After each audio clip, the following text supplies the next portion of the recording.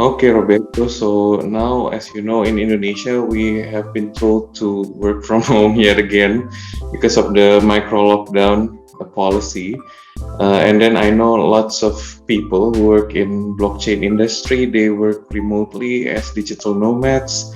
So I would like to get your thoughts about how to optimize our remote working experience, and maybe tell us a little bit about your experience going into a retreat in Thailand 4 years ago when you were developing DecBC, right? And why traveling is important for developers and people who work in the tech industry. Yeah.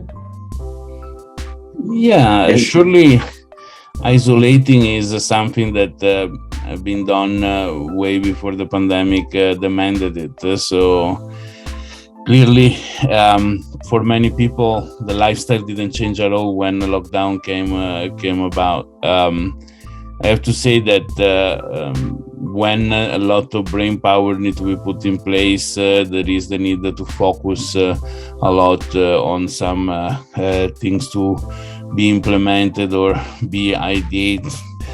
There is the need to remove distractions. There is the need to find inspiration, and being in a new place surely helps. So digital nomads will travel in a new place. They don't have things that distract them because they don't know where, the place very, very much. At the same time, being new things around stimulate the brain in thinking in new ways. It is an interesting approach. In the past, we were renting a small apartment for a few months and move all inside there to work on a project. So we had sort of 24/7 open discussion and implementation for things. And it worked very well. Surely when a lockdown takes place, there is also limitation in going out, in moving. And a lot of people there is doing works that are not really adapt to be done in that situation, which is those for creativity, are finding themselves in a little bit of a difficulty because are removed from the place of work that they are used to, are separated from the people they used to work with that help find the correct, team power to implement things. So there are plus and minus, obviously. But thanks to technology nowadays, we are much more easy to be working from home, to have video calls like the one we are having now, and keep doing what was done before in place, but remotely. So on a scale, I would say that in the place we are now, in terms of technology and opportunities, a lockdown is not painful as much as it could have been, 30 years ago, for example. yeah, and for those who have already been used to actually go to the office and work from a separate place, do you have any tips how to set the mood so that like we can work from home? Yeah, because some people are not used to it, right? Like home is where like you take a rest or where you have your personal life. Yeah. It's very important to still have a place where you are not disturbed when you work. It's important not to work in the same room where you go to sleep as well, because psychologically just making it two different places, even going the terrace rather than inside the room is important. So the body knows there is where I sleep, there is where I work. So do not work on the bed where you sleep is one of the key most important things, even though people end up doing it because it's comfortable if you want, but psychologically it's a little bit damaging.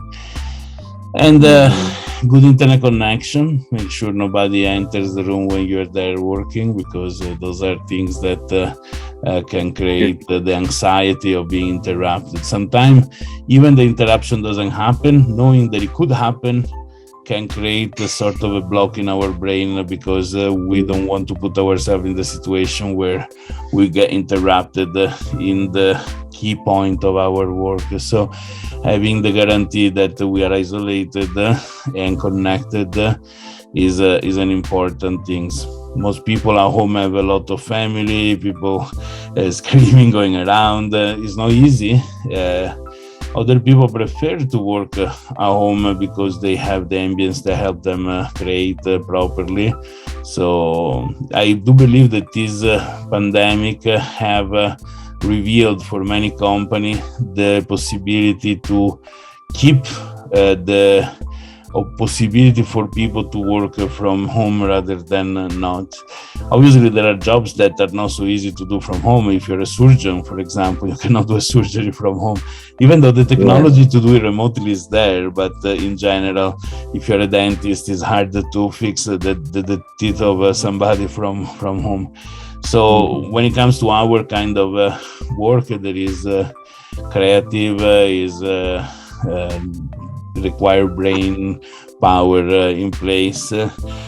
Sometimes a situation of lockdown can be a blessing if the person working is honestly working and putting their effort on the project, because if it is somebody that is sitting there just for a salary and doing side jobs, being working from home is just opening door to be worse and worse and do more things on the side and less things for the company they work for. Okay. And then now, apart from lockdown, but still on the idea of remote working, because I've never been to like a co-working space, and I think like some of our audience have also never experienced working in a co-working space. And then of course, like you have one in Ubud. It's called Block CoWork, and then in Bali we have so many co-working spaces. Like, can you give us a picture on what's going on there? And then like the people who come and work there, they come from different companies and different nationalities. What's usually going on in these spaces? Strange, because there are gray areas around the law. The law says if you have a tourist visa, you should be a tourist and do the activity tourists do. When you're on your computer, who knows what you're doing? Seems that a co-working space start opening just to go around this and let people work, even if though not for somebody in the same country, but doing an activity that is not really expected for a tourist to do with a tourist visa. That's why I never look at these places with a lot of sympathy, because it seems to me was a way to cheat after I've been through all the trouble to be perfectly legal as a foreigner in another country. To me, a co-working space makes sense when they're thematic. So if all people working on a specific technology can go work in the same place, the place can organize training on that topic. People can sit together and discuss and help each other, and the advantages are many. If it's just a way to rent a desk and internet connection and a space to do work, I think it's comfortable for these people travel around that don't have where they stay the possibility to do that. But it's just a way to cheat laws and regulation, which I find it a little bit unrespectful for the place that people is. It's nice that such a trend is so big that several countries start implementing special visas for digital nomad. So if somebody applied to the correct visa as digital nomad, then is respecting the law when he's sitting in a co-working space to do work as a foreigner for something else, because he's registered to do this. So that's a positive response. These people is always people that bring money in a country anyway, spend money, so they shouldn't be rejected. But there have been cases of photographer landing with model in some beautiful location just to do photo shoots and being arrested because they were in with a tourist visa and taking photos of the model consisted in a job, even if nobody got paid inside the destination location. For digital nomad, when it comes to IT works, I don't find the difference so big, meaning that if somebody is a developer and is traveling around the world, he has a tourist visa, but at the same time is sitting and coding and getting paid, is actually working. and it should be legally set, not to be just a tourist, but also to do work, even if it's not for a local company. Okay, so this is new because I had no idea about like the different types of visa used before. And then, of course, like now the Indonesian government is offering business visa for foreigners who would like to stay here for 6 months minimum. And It's also different. Business visa is a visa that you have to do business visit, to do business meetings, to train a company about the use of a software or machinery that's been purchased from your foreign company. Doesn't allow you to sit down and work as a digital nomad. That is important. There is now in Indonesia a special visa for digital nomad, which is, I think, a great response from the government because the demand is so high. And people, I think people, when they have the opportunity to be legal, they will do everything to be legal. Then the co-working space at this point make complete sense. They should be ethical enough to ask the people that enter if they have a digital nomad visa and they are entitled to actually do work rather and reject people that is not allowed by law. But obviously there is a financial incentive to get in everybody that wants. And again, it's a gray area because I never saw a police raid in co-working space arresting everybody for working illegally, which is interesting because it is actually, they go annoying people that don't have the document perfectly made in a certain way. But co-working space, in my opinion, they should be thematic, should be, related to startup in the IT, in technology rather than organic, I don't know, or in the agriculture. There are so many different topics, and then putting together people that is working on the same topic multiply the possibility of success because put together brains that are working on the same subject. That's ideally the perfect co-working space. There should be many, but thematic, and people that participate in one should be in the same team of the co-working space. Right? We do blockchain or co-working space, push people to work on blockchain, so that. Yeah, and it's interesting also when people from different companies and nationalities, when they work together in a co-working space, they can actually exchange ideas. But here's another question which comes with it, should companies worry about the what you call it, the confidentiality of their data when workers from different companies, they work together, I think that if done ethically, having peers to help you solve a problem is something that works. I noticed a lot of developers working for me in the past were constantly active in the Yahoo chat. I'm talking about many years ago. And these were speeding up solution. They were helping each other. They had groups where people say, hey, I have this task, I'm lost, please help me. So at the end, you hired one developer, but you had a small team of developers behind the scene that were actually pushing. If data are confidential, it's important that the person knows what to share or not what to share, or to share dummy data if it's the case, to do example. But the confidentiality is kept or not because of a co-working space or not. It's more because of the capacity of the developer or whoever it is, a journalist, etc., to understand what can be shared, what cannot be shared. Right? Oh yeah, because usually it's stated in the document, right? And then when we talk to our colleagues from other companies, usually we are interested about the big picture, you know what I mean? I mean the technical creative side of it, but not so much interested in the company details, of course. Somebody has an issue with a particular function, with a particular things, or is a journalist writing about a topic but is curious to know a certain particular data, doesn't give away the full things that is writing.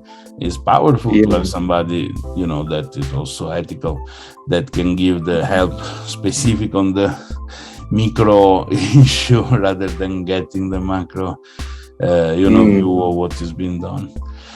So I think under that aspect, is a good advantage, because if there is not this social aspect, then I rather rent a small room on the middle of nowhere and be there by myself, because beside getting food easily, having a coffee ready, there are not many other reasons to go in a co-working space. Good internet connection maybe, but yeah.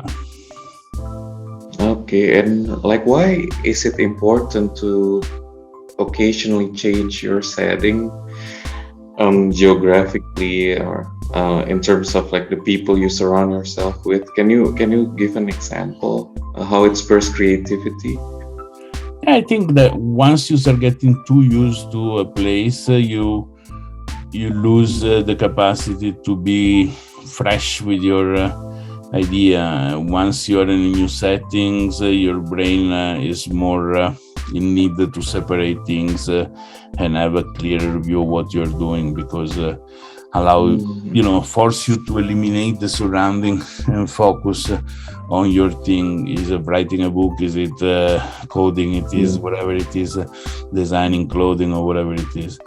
And at the same time, the moment that I look around, I see new things which stimulate my brain and open my brain to new things. So once a place becomes too custom, I'm too used to it, I start stopping from removing things around me, because I know them and they become a distraction. And if I look around, I see nothing new, so I hardly get fresh ideas. So sometimes, people end a long relationship and they travel to refresh themselves. I think it's the same mechanics psychologically, but on the specific of work, no difference. In fact, even inside the company, people should change office, should change place. This philosophy has been taken by a large company like Google, Facebook. They have offices where people can accommodate themselves, doesn't matter where, and they're found if they're needed to be talked to. In this way, based on the mood of the day, I can choose a different place in a large office, sitting in different seats, a table is on the floor, is whatever, to accommodate how I feel and make me comfortable to do well my jobs. Yeah, and also it's all the case with our office in Block on Jalan Sanggingan, right? Because like nobody has like a fixed desk, so like we're free to move around a bit. Right. As you notice, people tended to go back to the same place, right? It's like a Sheldon spot. Once people find a place that they feel comfortable, they go back there. So it requires a push from within in being able to say, okay, I freshly try something different today. But doesn't mean that everybody's like this. Yeah? So we're talking about digital nomads, and for sure digital nomads is people that fit this kind of personality. And in fact, they do go and change place physically, country and location. Others, they're more customized to stay in one single place and work from there. They will do that. Yeah, I think it depends on one's openness to new experiences as well. Yeah, so I think when we talk about the digital nomads, even when you're staying in the same island, like for instance Bali, maybe it will be like a great idea, if you feel stuck and then you take a staycation somewhere, because like it's a huge island that doesn't necessarily have to travel out of the island or out of the country. So I think sometimes it's just a matter to go work in the kitchen rather than the living room. It doesn't require kilometer of distance. It's just change. Even rotating, sitting on the other side of the table gives you a different perspective and change things. So minimal things are already a big change than to the extreme of even traveling from a place to another. But the environment has to be okay. People move. I think that we go down to the origin of how human prolificate. They were the gators and the hunters, right? And now that we work digitally online via internet, this gators hunters division is still represented with the digital nomad that will be the hunters and the stationary people being more the gators. So I think that it can be a good analogy to do. Yeah, so that's a great idea. Maybe like next time, whenever any of you watching this video feel stuck or reach a plateau in your creativity, you might consider changing your setting a bit. Yeah. So I have a different question, still related to remote working, but I don't know whether you're comfortable answering it. So speaking of digital nomads, of course, we have certain people who are playing with the cryptocurrencies. You already know this, right? Like either to get rich overnight, and then they can travel the world, which is another. I think it's a different aspect of traveling, like because previously we were talking about people who were actually working, they travel to work, but then here now I want to talk about people who bet on the crypto market, and then they can go to Thailand and stay in a resort for many years. What do you have to say? Mostly from Western countries where cost of life is very high, the idea Yes. of going and staying in a country such Thailand, Indonesia, where cost of life is very low, already allow a gap. So if I can create an income for me that is very low, which wouldn't be enough for me to live in my own native country because cost of life is very high, going in places where cost of life is low allow me to access the benefits of living there, right? At the same time, the fact that people do investment with the stock market, is it the cryptocurrency, is nothing new. I mean, cryptocurrency are new, so people do this. Is another way to finance the life of a traveler, right? But Yes. don't think it's not a job. Is No. following all the market, following the eye and down, know when to buy or know when to sell, require a professionality, require the capacity to be cold-hearted and not follow onto emotions in purchasing or selling. And it's not easy. It keeps you awake in the night. I saw many people giving up. I did try in the stock market when I was living in the United States, and I did make money, but the anxiety of checking every day the level, the movement, ordering purchase or sales is actually consuming. I think is more than just a job. For this reason, I respect people that do that for a living. Is a little bit like gambling. There's people that actually travel around playing different casinos to support their lifestyle as well. If people as a method of work, I think is good for them. But yeah, it is an approach like many others. But I always, when people ask me about investing in cryptocurrency, to me that's a gamble. It's like a casino, and people should never put money they're not ready to lose. Is unpredictable, the market. So I'm not financial advisor, so I cannot tell invest here, invest there. But what can I tell is do not do that unless you know what you're doing, and never put more money than you're ready to lose, because this is gambling, which is a little bit insane. But sure enough, a lot of people do that. It's a different way to make money and lose money. And actually, we have discussed decentralized technology, right, previously in its various functions. And I think decentralized technology also enables automation. So how will the evolution of the decentralized technology can help people work remotely in a better way? Can it help? There is a very interesting story about his employee in a company that was paid very well, which he hired this guy from, I don't know where, India or Vietnam or another country, Pakistan, wherever he was, gave this guy remote access to his company computer. And this person from remotely was doing his job. So he was entering the office, activate remote access. The remote guy was working his job and getting 1/10 of his salary as a payback. This guy was sitting at the desk doing nothing all day, and the remote guy was actually doing the job. Which, if the job was done properly, I wouldn't the company fired this guy, but if the job was done properly, why blaming him beside the fact that the information left the company, etc., etc.? This guy simply found an efficient solution. The decentralization of the documentation flow rather than the processes and the steps on doing things probably allowed to see who really does things rather than having to trust the one party that the job has been done in the correct location. It's funny when you call customer care, most of the time somebody from India answers, even if you're calling from the United States.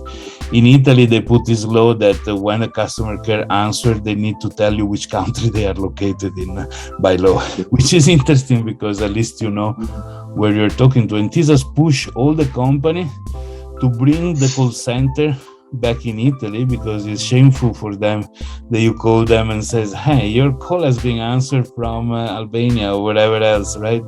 And people think poorly of the company if they don't have their call center in Italy, which has been also a good way to maintain jobs locally. Because even the call center, answering calls for a call center is something digital nomad do. Obviously not in a co-working space because you cannot annoy others. But and if there was a platform, blockchain based or whatever, the track, timestamp and audit all the call received for a call center and the answer and the opinion given by the client rather than the article posted, etc., etc. This help guarantee the times for delivery and the quality of the data.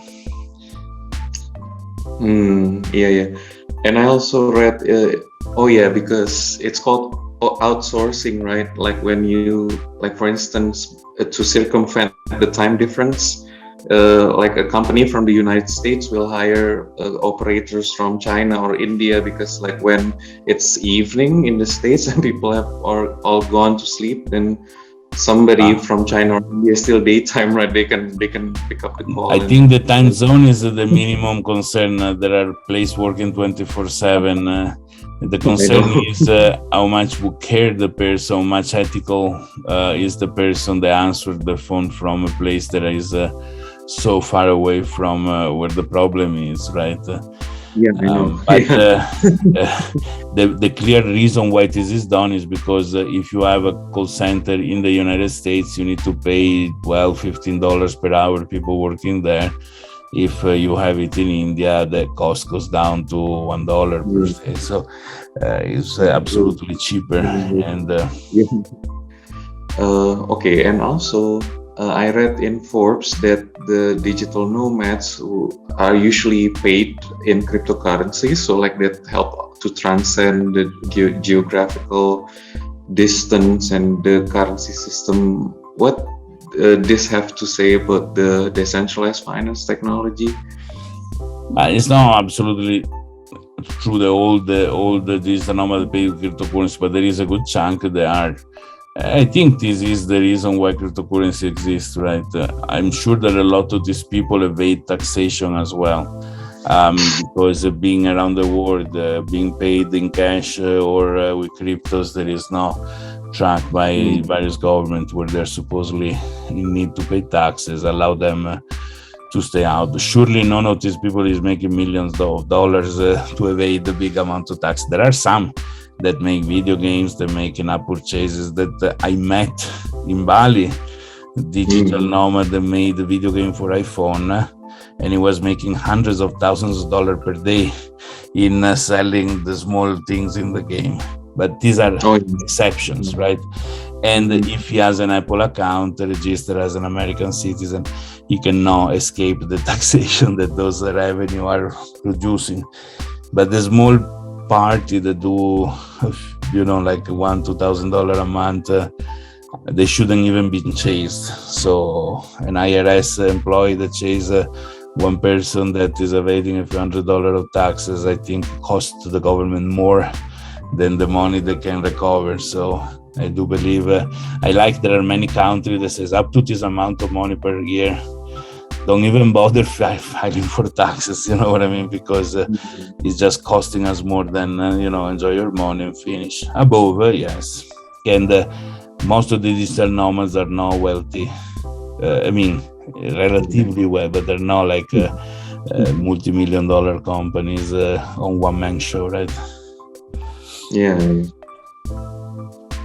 Yeah, so because this technology is relatively new, so I think lots of governments still have a hard time adapting to it, and the changes. It boils down to the honesty of the person, I do believe, because even cash is even more difficult to track than cryptocurrency themselves, rather than there are ways to also transfer money via bank that are not taxed. But I think finance is going through a huge change. A lot of financial institutions are trying to adapt, get close. Government themselves are issuing their digital currencies in order to play the game.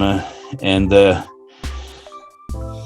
eventually, I think the different way of monitoring in Italy in the past, they didn't care anymore what you declare, but they're gonna look at which car you have, what house you have, what lifestyle you do, and based on that, your tax was calculated. So if you have these sort of cars that are expensive, you're nice, you go holiday in expensive places. So will be people publishing in their Facebook or in their social media the lavish lifestyle that they do. They're gonna trigger, the need for them to pay taxes to justify the money they need to be spending to do the lifestyle. So it will be funny for all those that pretend to have a nice lifestyle, finding themselves ask for taxes after photoshopping pictures, probably. Yeah, and that's also what happens to people who collect paintings, like painting visual art collectors. I mean, they're usually very wary about talking to the media. Yes. True. Like nobody want to reveal their own, wealth. Okay. Okay. So it's interesting.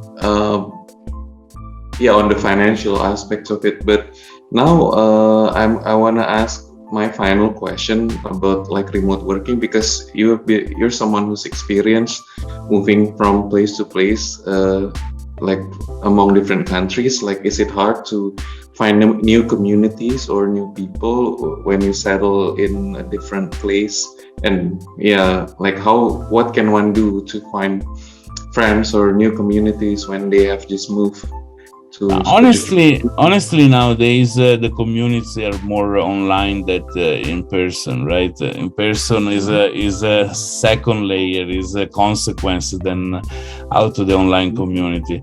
But I see my kids, the group of friends that are one in Estonia, one in the United States, one in Germany, one in London, one in Indonesia.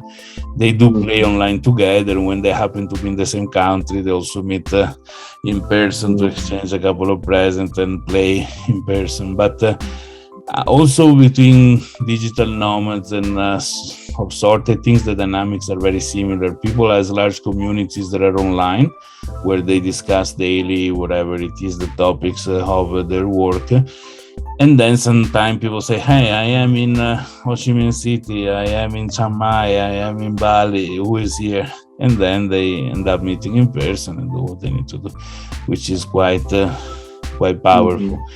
It is a shortcut to the need to approach people and do say, hey, do you have 5 minutes to talk about, cryptocurrency, talk about, selling online clothes or, whatever it is.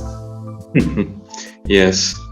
Okay. And with online platforms such as LinkedIn, but not just LinkedIn, but other different platforms. Telegram is a big thing now for online communities rather than Facebook as groups, etc., etc. There is all the means to be connected, even in different terms. For example, I bought a car and there is a group of people owning the car similar to mine. Then sometimes they do meetups, but if you have a problem you don't understand, you have 100 people giving you the suggestions, and then I have another group for people that like something else. Obviously, the hobby and work and other things, communities are online. And then when people find to be close to each other, they're gonna even meet in person. But... Yeah. Okay. So it's not that difficult to find like new people thanks to these platforms. Absolutely. Yeah. Okay, Roberto, I think that's all I would like to ask about, because this is quite an unusual theme about remote working. Yeah, that is an interesting topic nonetheless, mostly with the pandemic. Oh, yeah. So see you again next week. Thank you very much. Bye-bye. Bye.